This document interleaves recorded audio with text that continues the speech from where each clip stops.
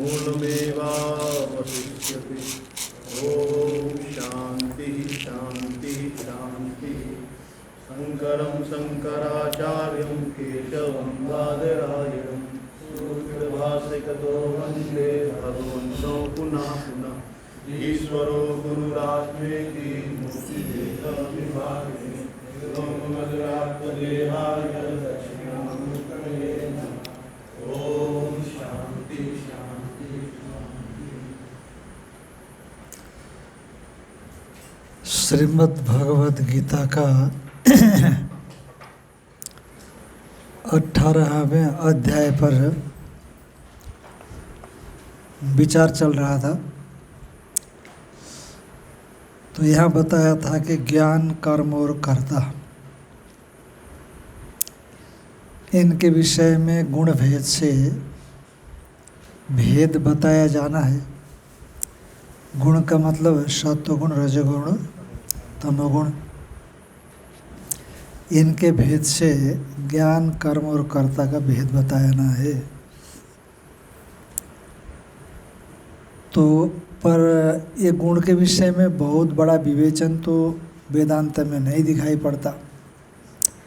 कह दिया जो है त्रिगुणात्मिक प्रकृति है, माया है, अव्याकृत है, ऐसा बतलाया जाता है।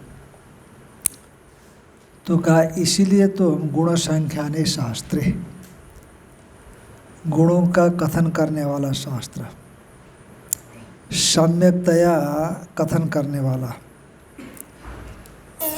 ख्या प्रकथने, ल्यूट हो गया प्रख्यान। तो गुण के कथन करने वाला जो शास्त्र है, उस शास्त्र से न हमको तो ज़रूरत नहीं है।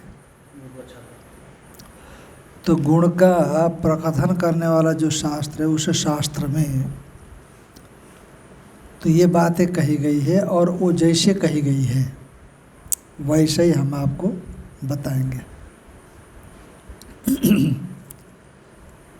तो अब सर्वप्रथम ज्ञान, कर्म और कर्ता में से ज्ञान का त्रैविध्य बता रहे हैं। ज्ञान 3 प्रकार का कैसे होता है। सर्वभूतेषु येनैकं भावम् अव्ययमीक्षते अविभक्तं विभक्तेषु तज्ज्ञानं विद्धि सात्विकम्। ये ऐसा ज्ञान ज्ञायते अनेन वस्तु तत्वम इति ज्ञानम, वस्तु तत्व को जिससे जाना जाए उसको कहते हैं ज्ञान।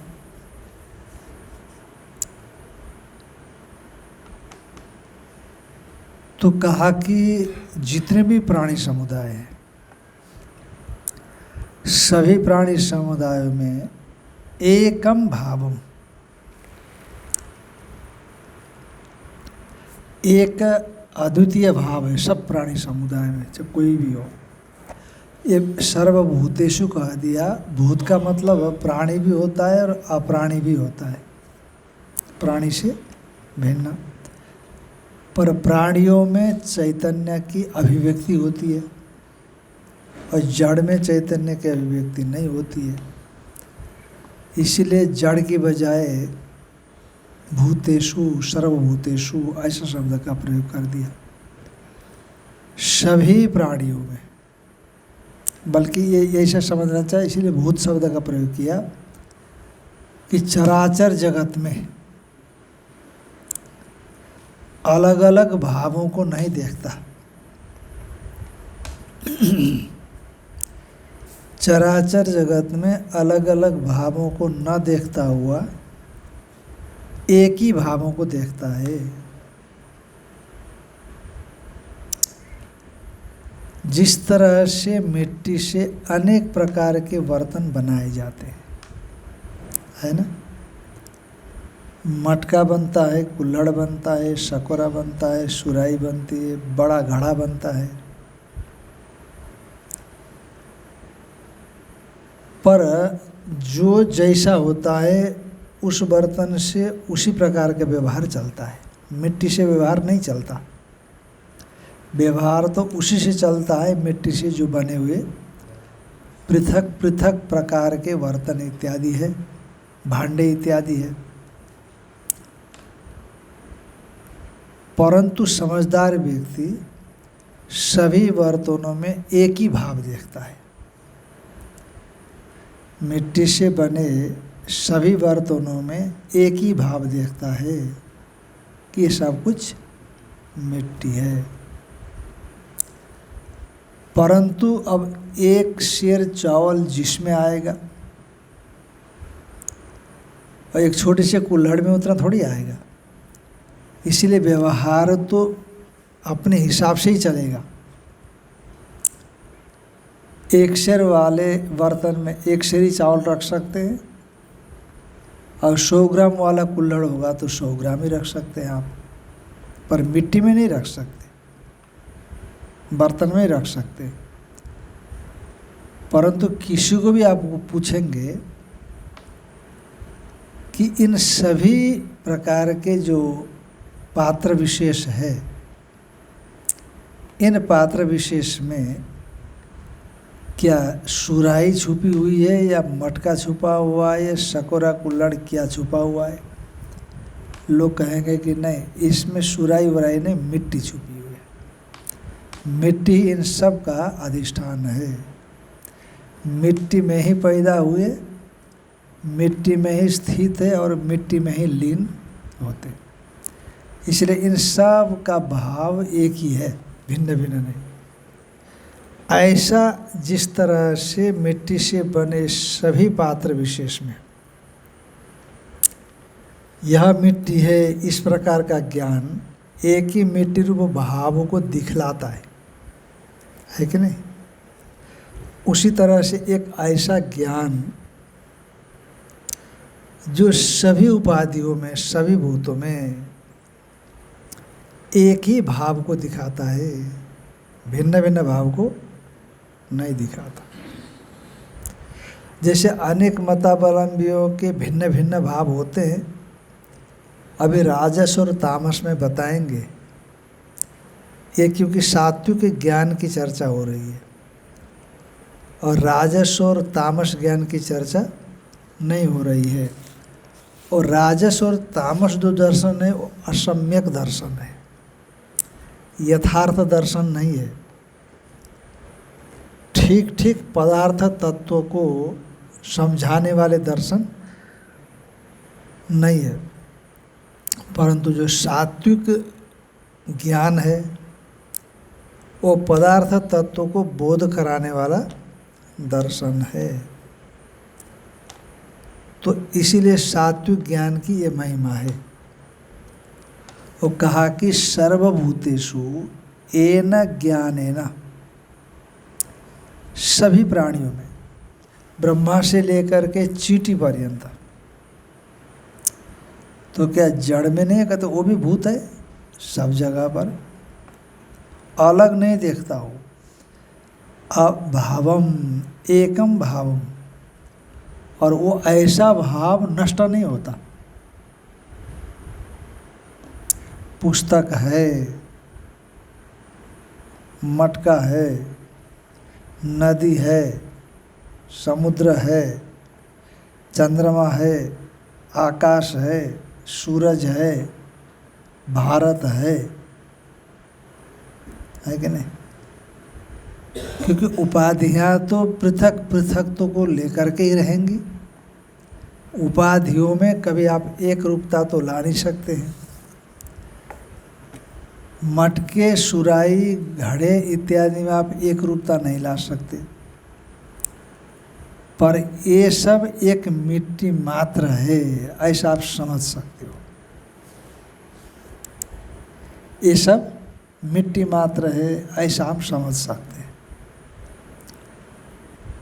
तो उसी तरह से जितना भी पदार्थ अलग अलग, मनुष्य है, पशु है, पक्षी है, सरीसृप है, इस सब में है भाव दिखाई पड़ रहा है, अस्तित्व भाव दिखाई पड़ रहा है।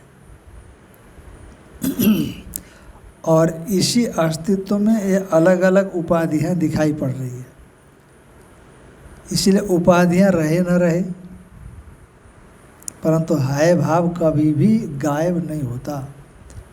है भाव हमेशा रहता है। और कहाँ मर जाएगा तो है भाव कहाँ रहेगा? यदि मर गया तो वो विशेषण के अभाव से मालूम नहीं पड़ेगा, इतना ही है। पर वो गायब होगा ऐसा नहीं। जैसे सुषुप्ति में आत्मा ही जानता है सब, स्वयं को भी अज्ञान को भी, पर वहाँ कहते हैं और किसी को नहीं जानता। सुषुप्ति में जैसे मन इंद्रियां नहीं जानती, आत्मा भी नहीं जानता। कहा नहीं तो आत्मा भी लीन हो गया मन इंद्रियों के समान? कहते नहीं, आत्मा कभी लीन होता ही नहीं है। पर आत्मा जानता हुआ भी नहीं जानता। ये कैसे? कोई जानता हुआ नहीं जानना का कोई विषय नहीं ना वहाँ पर। वो तो जानने की क्षमता वाला है, वो तो ज्ञान स्वरूप है, परंतु कोई विषय नहीं है वहाँ पर, तो जाने कैसे? विषय प्रकाशित नहीं हुआ तो आपने जानने वाला नहीं माना। यदि विषय होता तो प्रकाशित कर देता, जान लेता। अज्ञान को तो उसने जाना ना, सुख को तो उसने जाना। इस अतिरिक्त तो कोई है नहीं वहाँ पर, तो कैसे जानेगा? उससे अतिरिक्त तो वहाँ कोई है ही नहीं, तो कैसे जानेगा? उसी तरह से घटसत पटसत मठसत पटसन मठसन इत्यादि जो हम कहते हैं, वहाँ पर सत्य की अभिव्यक्ति हम लोगों को उपाधि के साथ ही दिखाई पड़ती है। सत्य की अभिव्यक्ति उपाधि के साथ ही दिखाई पड़ती है। जिससे राहु की अभिव्यक्ति सूरज या चंद्रमा के साथ ही दिखाई पड़ती है जब ग्रहण लगता है। और यूँ आकाश में रहते हुए भी राहु की अभिव्यक्ति नहीं होती है कि नहीं? यही आया था ना पाठ में, कि नहीं आया था? राहु की अभिव्यक्ति सूरज चाँद से मिल करके ही होती है। यदि सूरज चाँद से न मिले तो वह ग्रहण काल में कुछ ऐसे एंगल में आ जाता है, तब उसकी अभिव्यक्ति होती है, अन्यथा नहीं होती। पर रहता वहीं आकाश में, सूरज चाँद के आसपास ही रहता है।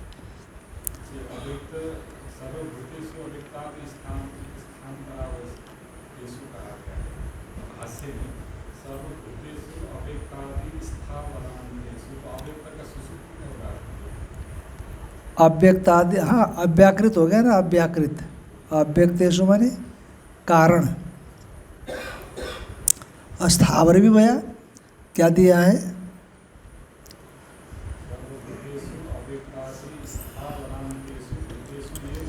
हाँ तो आ गया ना, स्थावरांत भूत। स्थावर हो गए पेड़ पौधे।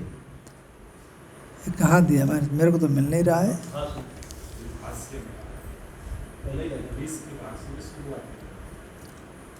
ओह, मैं कहीं दूसरी जगह देख रहा था। अच्छा अच्छा, हाँ। अव्यक्तादिषु सर्वभूतेषु अव्यक्तादि स्थावरांतेषु, अव्यक्त से लेकर के स्थावर पर्यंत। अव्यक्त माने ईश्वर हो गया, फिर हिरण्यगर्भ आ गया, फिर विराट आ गया, फिर वेष्टि आ गए, स्थावर माने पेड़ पौधे हो गए। तो इन सब में एकम भावम वस्तु। भाव शब्द वस्तुवाची। वस्तु क्या है महाराज? एक आत्म वस्तु इत्यर्थ। बस एक आत्म वस्तु। भावम, देखो भाव माने भूसत्याम धातु से बनता है भाव। भूसत्याम धातु से तो घय हो जाएगा, यकार ईत होने से आदि वृत्ति हो जाएगी। भू को वृद्धि होगा तो क्या बनेगा? भऊ बनेगा। तो भऊ को क्या आदेश होता है? आब। तो भऊ को आब आदेश हो गया तो भाव बन गया, भावम, है कि नहीं? तो भू सत्ताएं में धातु है। एकम भावम। सत्ता किसको बोलते हैं? जैसे आज है और कल नहीं है। वर्षा के समय कुकुरमुत्ते पैदा हो गए, और वर्षा चली गई और धूप तेज हो गई तो कुकुरमुत्ते कुम्हला गए, है कि नहीं? जब शुरू में गीता शुरू किया था तो बड़ी भारी भीड़ आ गई थी। शुरू में यहीं से गीता शुरू की थी शायद, तो बड़ी काफ़ी लोग, पूरा वरांडा भर जाता था। अब क्या बताएं उसको क्या बताएं, है ना? जब वर्षा होती है तो कुकुरमुत्ते बहुत आ जाता है, और जब धूप लगती है तो खत्म हो जाता है तो भाव वो भी है, अस्तित्व वो भी है, पर अस्तित्व आज है और कल नहीं है। हाँ, और जैसे मनुष्य इत्यादि है, और 70-80 साल तक जिया, उसके बाद नहीं रहा, तो वो भी क्या सत है? वेदांत में इसको सत नहीं बोलते। वेदांत में सत बोलते हैं त्रिकालावाद्यत्वम सत्वम, जो तीनों कालों में मौजूद रहे, तीनों कालों में जिसका बाद अभाव न हो, पहले भी था, वर्तमान में भी है, और भविष्य में भी रहेगा।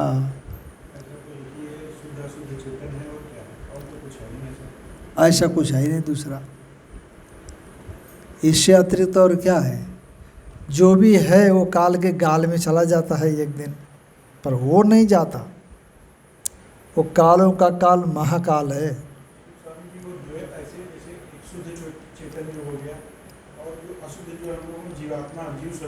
वो भी तो तीनों काल में है। वो भी तो वो शुद्ध ही है ना।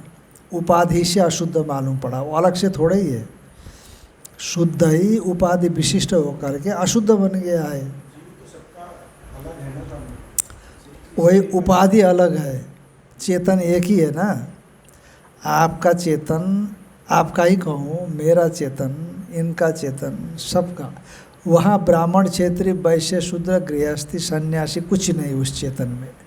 आपका जो मैं है साक्षी, और सन्यासियों का जो साक्षी मैं है, उसमें ब्राह्मण, क्षेत्रीय, वैश्य, शूद्र कुछ भी नहीं है ना। शरीर को लेकर के भेद है।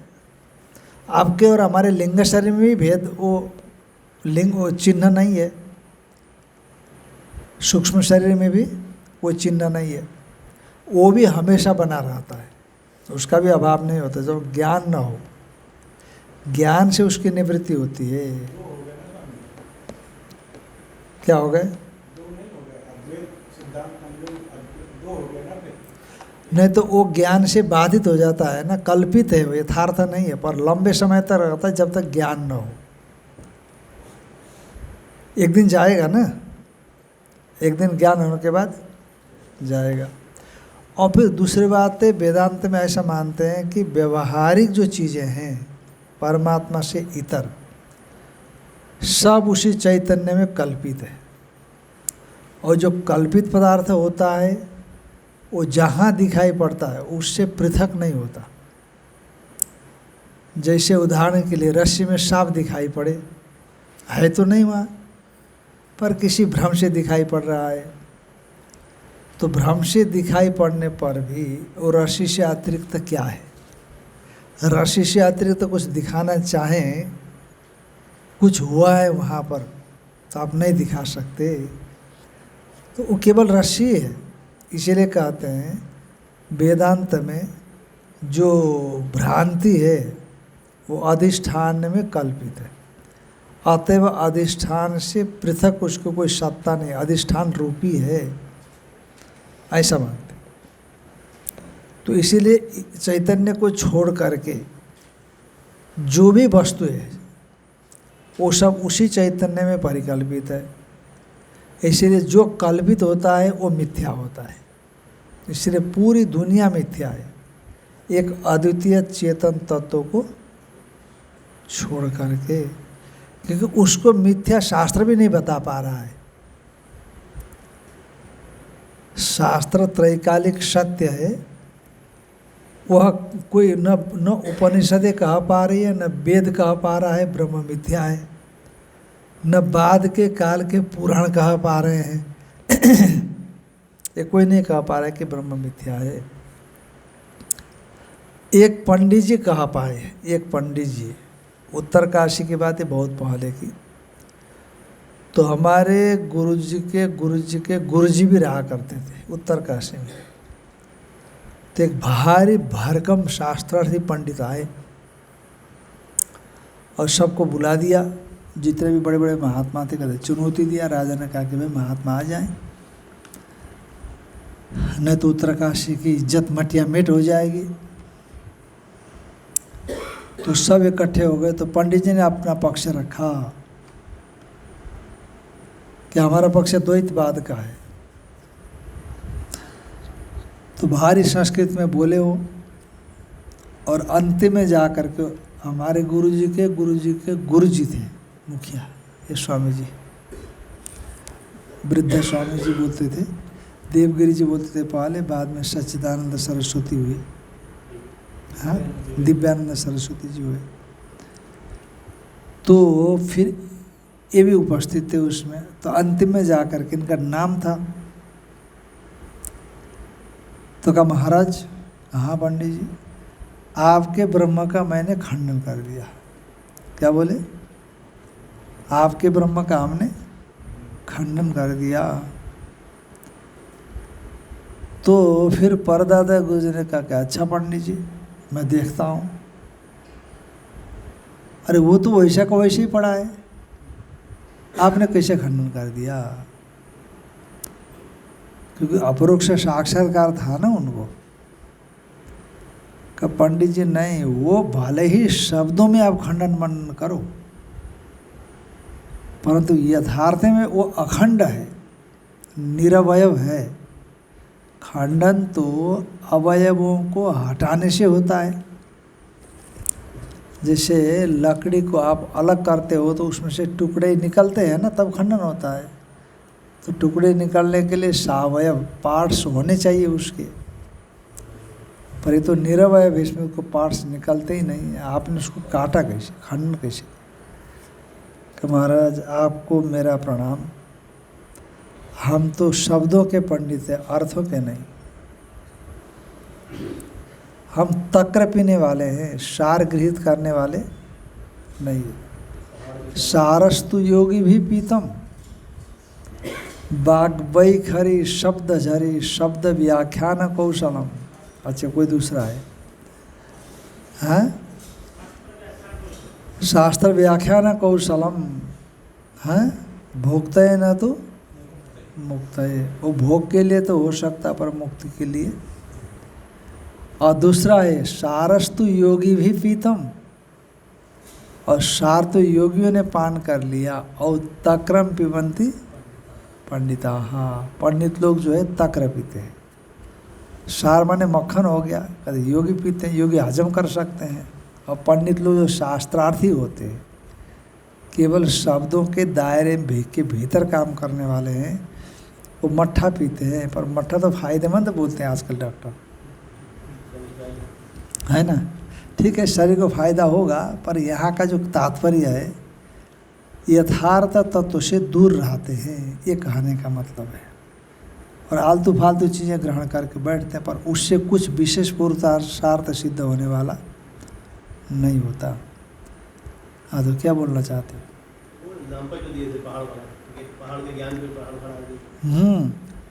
तो फिर उन्होंने कहा महाराज पढ़ेंगे। तो आप कहा पंडित जी एक बात हम आपको पूछना चाहते हैं। हाँ महाराज, आपने बहुत सुंदर संस्कृत में प्रश्न किया, पूर्व पक्ष स्थापित किया। अब एक प्रश्न हमारा उत्तर दीजिए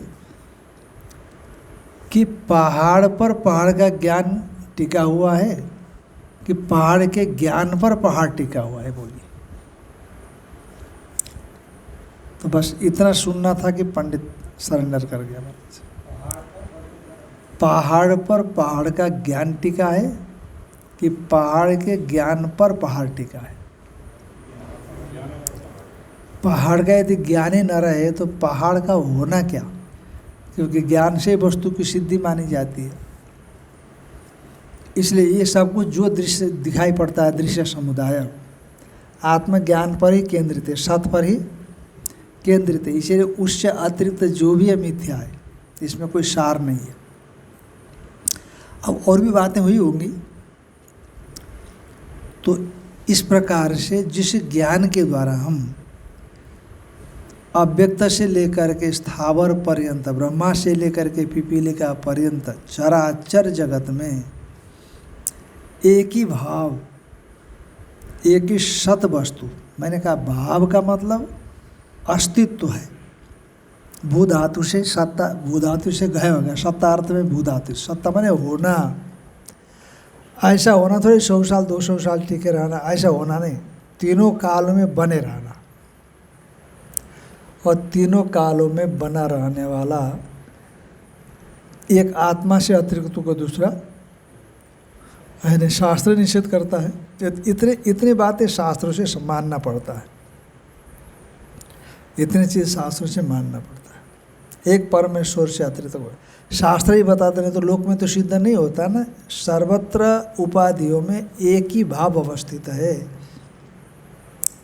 ये लोक सिद्ध नहीं होता। लोक में तो सभी उपाधि में अलग अलग भाव है, जैसे कि नैयायिक वैशेषिक सांख्यों ने योगियों ने माना, तो पर उसको भगवान कहते राजस ज्ञान है। वो ज्ञान काम करने वाला नहीं है, वो संसार बंधन में ही डालने वाला है।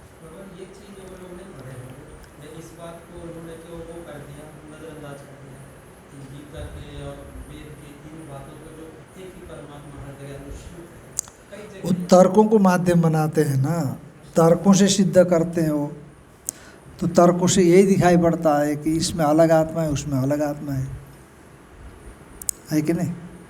तो इसीलिए वो जो सत तत्व है वो एक है सभी जगह पर, उसको जनाने वाला जो ज्ञान है, उस ज्ञान को सात्विक ज्ञान कहते हैं। और वो भाव कैसा है, अव्यय है, कभी भी नष्ट नहीं होता। अन्य जितने भी पदार्थ है आयाराम गयाराम बोलते हैं ना, इधर उधर होते रहते। सर्वे भावा क्षण परिणामिन ऋते चिति शक्ति, सभी भाव वस्तु क्षण परिणामी है, पर चैतन्य शक्ति को छोड़ करके, इसलिए कभी नष्ट नहीं होता। नष्ट होने के लिए अवयवों का विश्लेष होना जरूरी होता है, पर ये तो सावयव है ही नहीं,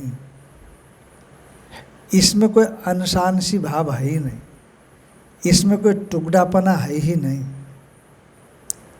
तो इसलिए इसका नाश ऐसे जो अभ्यम भावम इक्षते, अभ्य भावों को जिस ज्ञान के द्वारा दिखता है कि नहीं। और सबसे बड़ी समस्या क्या है, अब बताओ कि जो आपसे शत्रुता कर रहा है और जो आपकी पूजा कर रहा है कि नहीं, और जो भगवान है ब्रह्मा जी है, और जो बड़ा भारी पापी है, और एक बहुत बड़ा क्रूर हत्यारा है, और एक बड़ा भारी भगवान का पुजारी है, ये सबको क्या देखना है, एक ज्ञान से सब में एक ही भाव को देखना है। भैंस में भी वही है, और आपको खाने के लिए आता हुआ शेर में भी वही चीज़ है, और इंद्र में भी वही है, पत्नी में भी वही है, बच्चे में भी वही है, और दूसरे की पत्नी में भी वही है, माँ बाप में भी वही है कि नहीं। और आतताई जो मारने के लिए आ रहा है उसमें भी वही भाव है, सब में वही भाव है। तो ऐसा ज्ञान जो सबके भीतर में अव्यय एक ही भाव को दिखाता है कि नहीं? तो उस ज्ञान को क्या बोलते हैं? सात्विक ज्ञान बोलते हैं। पर देखो, उस हमने कहा कि सोने से बने हुए आभूषण तो अलग अलग ही रहेंगे, पर ऐसा होने पर भी सभी आभूषणों पर सोना तो एक रहेगा ना। आप भले ही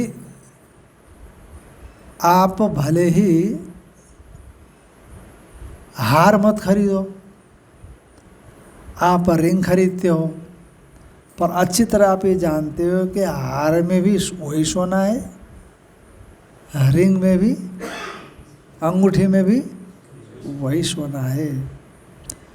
पर हार नहीं लेने के बाद भी, हार की उपयोगिता आपके लिए न होने पर भी, आवश्यकता न होने पर भी, और रिंग की आवश्यकता होने पर आपने रिंग लिया, तो क्या रिंग में सोना और हार का जो सोना है उसमें एक भाव नहीं देख सकते हैं क्या? भाव तो एक रूप से देख सकते हो आप, परंतु जहाँ रिंग चाहिए वहाँ हार से नहीं चलता, जहाँ हार चाहिए वहाँ रिंग से नहीं चलता।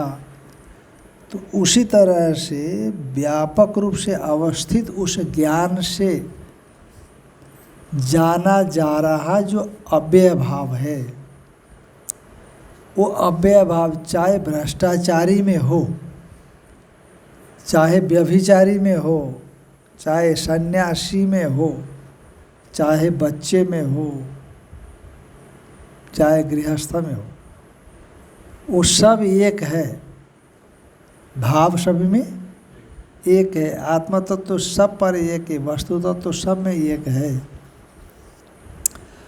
पर जैसे हार और रिंग में सुवर्ण रूप भाव एक ही होने पर भी हार का साथ हार के रूप में आप व्यवहार करोगे और रिंग के साथ रिंग जैसा ही व्यवहार करोगे। हार को अंगूठी में नहीं पहना जाएगा और रिंग को गले में नहीं लटकाया जाएगा। तो उसी तरह से एक भाव जो आत्म तत्व सब में होने के बावजूद भी कुत्ते को कुत्ते की तरह ही बर्ताव किया जाएगा, शत्रु को शत्रु की तरह ही बर्ताव किया जाएगा, मित्र को मित्र की तरह ही बर्ताव किया जाता है। वो बर्ताव जैसे आमतौर पर होता है वैसे ही रहता है, पर हम उसके भीतर एक आत्म तत्व रूपी भाव को, इसीलिए हमारे शास्त्रों में कहा कि सुनी चैव सोपाके च पंडिता समदर्शिना विद्या विनय संपन्ने ब्राह्मणे गवि हस्ति सुनी चैव स्वपाके च पंडिता समदर्शिना। समदर्शन की समदर्शिना, समदर्शिना। विद्या विनय संपन्ने ब्राह्मणे, विनय भी है क्योंकि ब्राह्मण पूज्य माना जाता था ना पहले, आज का जैसा नहीं था, तपस्वी होता था बहुत भारी। विद्या विनय संपन्ने ब्राह्मणे, उस ब्राह्मण में ऐसा तो गुण प्रधान है। गवि, एक गो एक पूज्यता के नाते वो भी श्रेष्ठ है उसमें। और हस्तिनी माने हाथी में, सुनी माने कुत्ते में, और उसको पालने वाले में। स्वपाक, स्व कहते हैं कुत्ते को, स्व तालव्य सकार, उसको जो पकाता है। अब आजकल तो बहुत लोग खाते हैं, बताते हैं इसको। जो नॉन वेज होता है वहाँ जहाँ बनता है वहाँ किसका होता है पता नहीं लगता, ऐसा कहते हैं। नॉन वेज जो बनता है होटलों में किस चीज़ का होता है पता नहीं होता, ऐसा कभी कभी पढ़ने में आ जाता है। अच्छा, आप लोगों ने सुना होगा, पढ़ा होगा, हैं? हाँ। अब उस चाइना में तो कुछ भी नहीं छोड़ते, खाते सब खाते हैं वो लोग, सांप वाप सब खा लेते हैं। तो कहा इन सब में सम दर्शन, सम कहते परमात्मा, परमात्मा को देखने वाले बन जाते।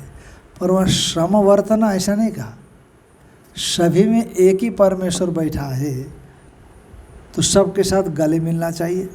शेर को गले मिलो, है कि नहीं? पागल हाथी को जा कर के गले मिलो आप। और सोचता हाथी से गले मिलते हो और पहचान है हाथी का, तो हाथी प्रेम करता है। हाथी बड़ा प्रेमल जीव होता है, समझता है भावों को, बड़ा संवेदना वाला होता है वो हाथी, ऐसा बताते हैं। जैसे कुत्ता होता है वैसे हाथी बड़ा समझदार प्राणी होता है बोलते। पर यदि उसी को गुस्सा आ गया है, और कहा गुरुजी ने कहा कि सबके भीतर में एक ही परमात्मा को देखो, है कि नहीं? जब हम गुरुजी को पैर में प्रणाम करते हैं, मित्र को गले मिलते हैं, एक ही तो परमात्मा सब जगह पर। हाथी को जो पगला गया है उसके साथ क्यों नहीं उठे बैठे, है कि नहीं? पर ऐसा तो नहीं कहा ना, सम दर्शन करने को कहा, समवर्तन करने को नहीं कहा, सबके साथ समान व्यवहार करो। ये तो सब आचार विचार का प्रतिपादन करने वाले शास्त्र छिन्न भिन्न हो जाएंगे। जो विधि निषेध का प्रतिपादन करते हैं कि नहीं ऐसा करो ऐसा नहीं करो, भिन्न नहीं होगा। पर नहीं, शराबी के भीतर भी वही परमात्मा है, वही भाव है, क्योंकि उसको जानकारी हो रही है, उसको जानता है कि नहीं?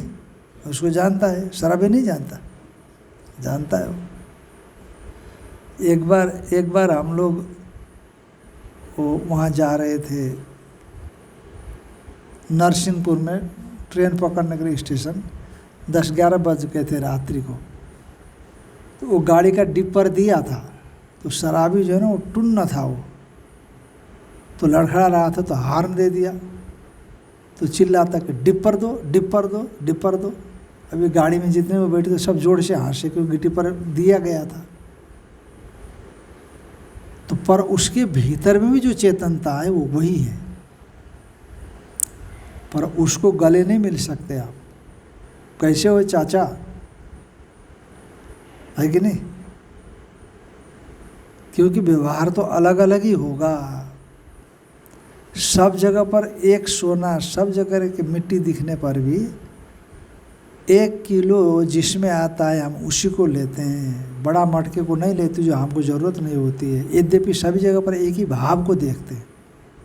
इसमें बहुत लोगों को भ्रम होता है, सब जगह परमेश्वर है तो भेद क्यों? अरे ये शरीर परमेश्वर थोड़ा ही है, परमेश्वर में कल्पित है ये शरीर। जैसे मिट्टी है, जैसे मिट्टी में से सुराही बना, मिट्टी में से कुल्हड़ बना। क्या सुराही ही मिट्टी है? क्या कुल्हड़ ही मिट्टी है? नहीं, सुराही कुल्हड़ इन सब से परे मिट्टी है, इन सब से। हाँ, मिट्टी सुराही भी है, कुल्हड़ भी है, पर कुल्हड़ ही मिट्टी है कहो तो फिर सुराही मिट्टी नहीं है क्या?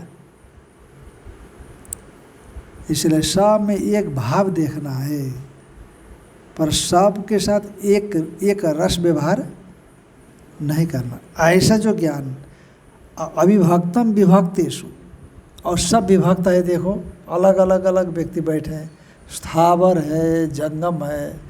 स्थावरत्व में स्थावरत्व जाती है, तो एक सब स्थावर को ले लीजिए, और जंगम में जंगमत्व जाती है। जंगम में क्या नहीं है?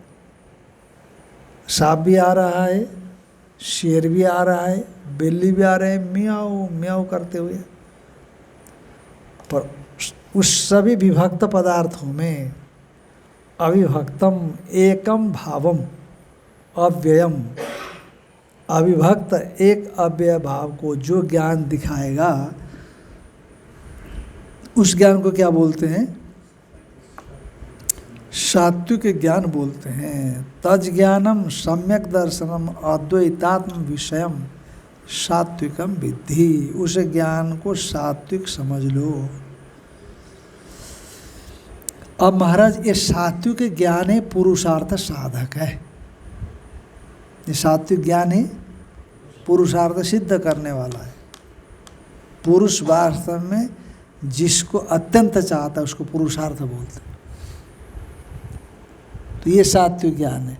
पर राजस और तामस ज्ञान ये पुरुषार्थ सिद्ध करने वाले नहीं होते। तो राजस और तामस ज्ञान क्या है? सात्विक ज्ञान तो सम्यक दर्शन है, सम्यक भूत यथार्थ है। पर राजस और तामस ज्ञान ये द्वैत दर्शन रूप होने से ये सम्यक भूत नहीं है। हाँ, इसीलिए वे संसार के उच्छेद में कारण नहीं बनते। और जो सात्विक ज्ञान बताया वह चूँकि राजस और तामस रूप नहीं है, सम्यक दर्शन रूप है, अतएव वो संसार है उच्छेद करने के लिए पर्याप्त कारण बन जाता है। तो उसी को बता रहे हैं कि सात्विक ज्ञान को स्वीकार करो, राजसिक तामसिक को नहीं। पृथक्त्वेन तु यज्ज्ञानम नाना भावान पृथक विधान व्यक्ति सर्वेषु भूतेषु तज्ज्ञानम विद्धि राजसम।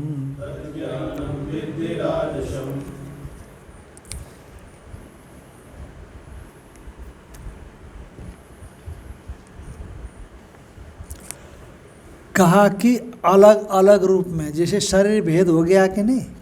देखो वहाँ पहले में क्या था, सात्विक ज्ञान में शरीर भेद होने पर भी एक आत्मा एक भाव अद्वितीय विभक्तेषु अविभक्तम, इस ज्ञान को क्या बताया था? सात्विक बताया। पर अब राजस ज्ञान किसको कहते हैं?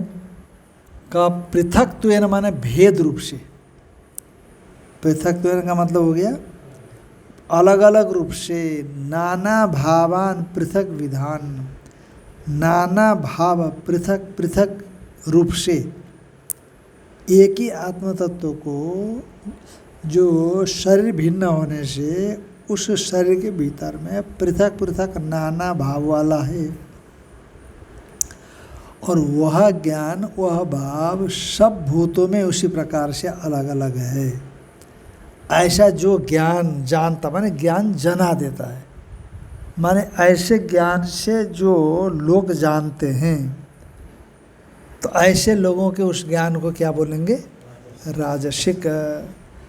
कहने का आशय ये हुआ कि आप उपाधियों का परित्याग करके एक भाव रूप ज्ञान को देखते थे, स्वरूपभूत ज्ञान को, जिस ज्ञान से, उस ज्ञान को आपने क्या कहा?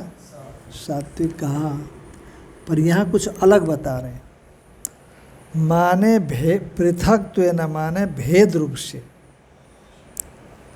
पृथक्त्वेन तु यज् ज्ञानम, तू कह के प्रकरण का थोड़ा विच्छेद कर दिया। तू माने जैसे सात्विक ज्ञान है वैसा राजसिक तामसिक नहीं है। ऐसे सात्विक ज्ञान से भेद करने के लिए यहाँ तू शब्द का प्रयोग कर दिया कि सात्विक ज्ञान से तू माने राजसिक या तामसिक ज्ञान अलग अलग है। ठीक है, आपने जो कहा ठीक है, तो परंतु तू कह दिया ना, तू परंतु, तो बीच में कट रहे हैं आप। उसी तरह से तो इसीलिए भेद रूप से विभिन्न प्रकार के पृथक पृथक भावों को, नाना भावान पृथक विधान, पृथक पृथक प्रकार के नाना भावों को सभी प्राणियों में देखता है। ऐसा नहीं कि सब में एक देखता है। प्राणी भी अलग है और उनके भीतर के भाव भी अलग अलग है। इसलिए इनके भीतर का आत्मा अलग है, इनके भीतर का आत्मा अलग है, इनके भीतर का आत्मा अलग है। प्राणी शरीर भेद से आत्मा का भी भेद है, एक नहीं है। भिन्न भिन्न आत्मा है, भिन्न भिन्न शरीरों में। जैसे जैन लोग मानते ही है, जिससे जिस शरीर में आत्मा चला जाता है तो उसी शरीर की आकृति को ग्रहण कर लेता है। जैसे मान लो कि हाथी शरीर में चला गया, ब्रह्मसूत्र में आता है, हाथी शरीर में चला गया तो हाथी शरीर के बराबर हो जाता है, और चींटी शरीर में चला गया तो चींटी के बराबर। और वहाँ समस्या ये आती है कि हाथी के शरीर में जब आत्मा गया तो क्या पूरी तरह हाथी के शरीर को व्याप्त करके बैठा कि एक देश में बैठा? यदि एक देश में बैठा तो दूसरे छोर में क्या हो रहा है पता नहीं लगेगा, जीव को ही पता नहीं लगेगा मेरे शरीर में क्या हो रहा है कि नहीं? इसलिए एक छोर में वो रहता है, ऐसा तो नहीं कह सकते, है ना? अच्छा, चींटी के शरीर से शरीर छूटने के बाद हाथी के शरीर में चला गया तो पूरा हाथी का शरीर में व्याप्त होकर के कैसे रहेगा? क्योंकि चींटी के शरीर का आत्मा छोटा था और हाथी के शरीर तो बहुत बड़ा होने से आत्मा को भी पूरे शरीर व्यापक होने के लिए बड़ा होना पड़ेगा। मान लो हो भी गया और फिर मर करके चींटी के शरीर में चला गया तो हाथी के शरीर के बराबर आत्मा वह चींटी के शरीर में कैसे समाएगा? है कि नहीं? तो इसीलिए ये मत समीचीन भी नहीं मालूम पड़ता। तो इसीलिए पृथक तो न माने भेदन यज ज्ञानम नाना भावान पृथक विधान वेत्ति सर्वेषु भूतेषु, सभी प्राणियों में नाना भाव पृथक पृथक विधान वाला नाना भावों को जो पृथक तो न जानता है का सर्वभूतेषु, सभी प्राणियों में जानता है का तज ज्ञानम विधि राजसम, जिसे ज्ञान से ऐसा जानता है, ज्ञान से तो जानना होता है ना, तो तज ज्ञानम विधि राजसम, उस ज्ञान को क्या समझना? राजस समझ लेना।